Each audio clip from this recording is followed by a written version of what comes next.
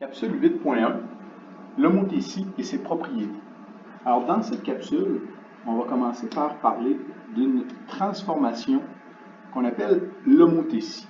Vous avez vu en première secondaire d'autres transformations qu'on appelait des isométries, avec lesquelles vous avez travaillé la translation, la réflexion ou symétrie et la rotation. Ces transformations-là avaient comme propriété de conserver toutes les mesures des figures qu'elles transforment. Ce qu'on va voir aujourd'hui, c'est un petit peu différent. Alors, l'homothétie, c'est une transformation géométrique qui permet de réduire ou d'agrandir. Donc, plutôt que de garder vraiment les mêmes mesures, on va réduire ou agrandir. On réalise l'homothétie à partir d'un centre d'homothétie, O, noté O, et le rapport d'homothétie, noté K. On va voir tout de suite un premier exemple. En sachant, je vous dis tout de suite que vous n'aurez pas vraiment à travailler à faire des homothéties. Donc, les constructions, ce n'est pas sur ça sur quoi on va mettre le plus d'importance. Mais quand même, on doit comprendre c'est quoi une homothétie. Alors, on vous en montre un exemple ici avec, on vous dit d'effectuer une homothétie ici. Oh, j'ai monté un petit peu trop gros. Alors, on vous demande une homothétie H de centre O et de rapport E. Donc, on aura toujours dans la définition de l'homothétie le centre et le rapport. Le centre ici, il est identifié avec un point et le rapport est écrit avec la lettre K, qui est la lettre qu'on utilise toujours pour identifier le rapport. Maintenant, comment on fait pour construire l'homothétie? D'abord, on relie le centre de l'homothétie. Alors ici, on a notre centre qui est ici et on le relie par des droites pointillées à chacun des sommets. Ensuite, deuxième étape, on va déplacer chacun des sommets de la figure sur la ligne pointillée, de façon à ce que la distance initiale qui sépare du centre soit doublée. Ici, on parle de doubler parce que notre K est 2. Donc, si c'était quadruplé, bien, on aurait un K de 4, et ainsi de suite. Donc, la distance qui est ici, cette distance-là, va être doublée lorsque je vais maintenant partir du centre et aller à mon point image. Et je fais ça pour chacun de mes 3 points. Ici, j'avais un triangle initialement qui va encore être un triangle, mais qui va être cette fois-ci un triangle qui va être agrandi.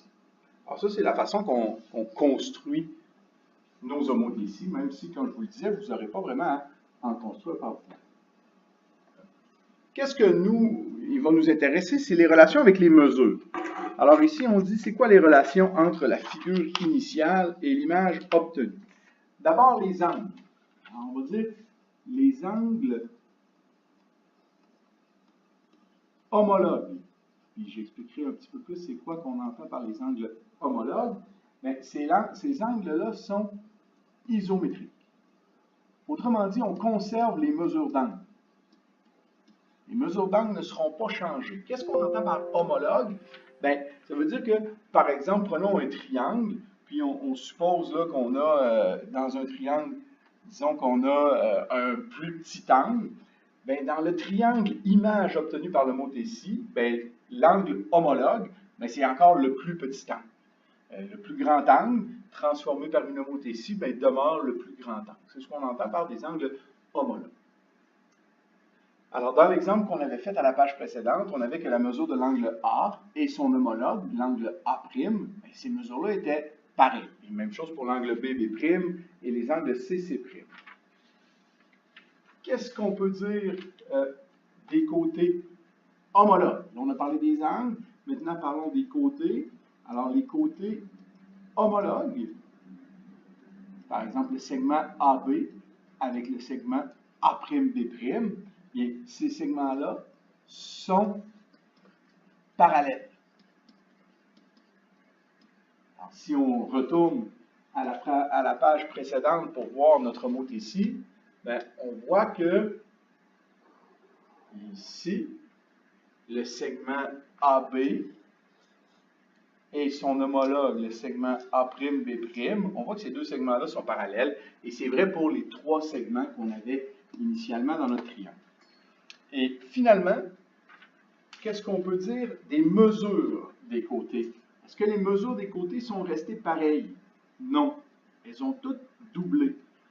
Alors, on va dire que les mesures des côtés homologues ne sont pas pareilles, mais ils ont doublé, ou des fois ils auront triplé, ou ils seront réduites de moitié, ou etc.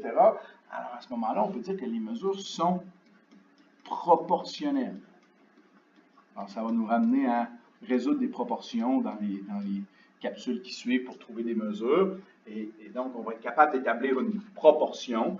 Les proportions sont écrites un petit peu plus bas ici.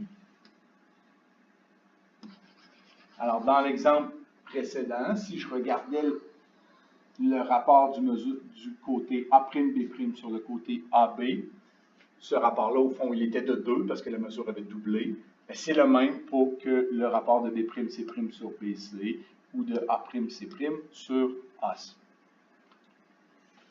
Alors, une note importante ici, si les rapports des mesures des côtés homologues sont formés des mesures de l'image sur celle de la figure initiale. Alors, qu'est-ce que ça veut dire, ça? C'est qu'au fond, lorsqu'on compare les deux mesures, on pourrait parler de A'C' sur AC, ou on pourrait parler de AC sur A'C'.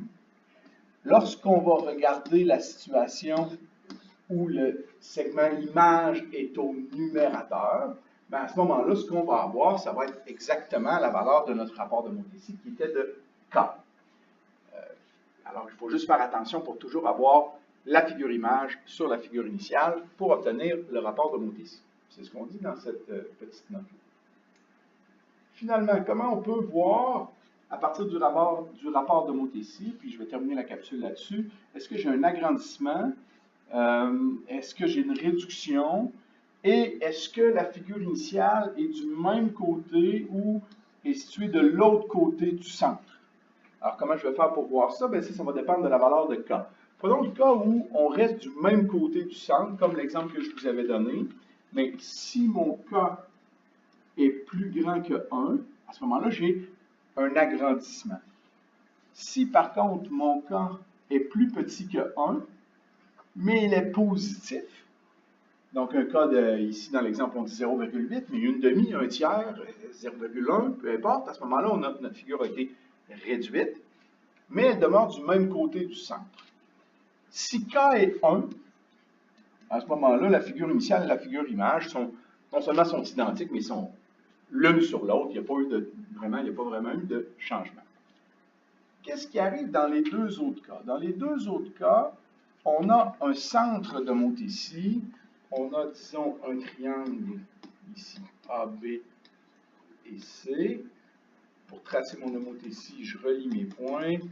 Alors, c'est pas fait avec précision, mais quand même. Et si j'avais un cas qui était négatif, à ce moment-là, disons un cas de moins 1,5, mais à ce moment-là, ce point-là va être rendu de l'autre côté de mon centre. Il serait à quelque part ici, puis l'autre serait à quelque part ici, et puis l'autre serait quelque part comme ça. Ça nous donnerait un triangle qui aurait à peu près cette allure-là. Comme je vous dis, c'est vraiment pas très précis, mais vous voyez que notre triangle a été réduit. Ça, ce serait le triangle A'B', C'. Alors, le triangle a été réduit, mais est rendu de l'autre côté. Donc, ici, lorsque j'ai un agrandissement et un changement de côté par rapport au centre, c'est que mon K, il est plus petit que moins 1. Donc, moins 2, moins 3, moins 5. J'ai quand même un agrandissement, mais le signe moins indique que j'ai changé de côté du centre. Et de l'autre côté, bien, si mon K, il est entre 0 et moins 1, à ce moment-là, j'ai encore changé de côté, mais ma figure a été réduite.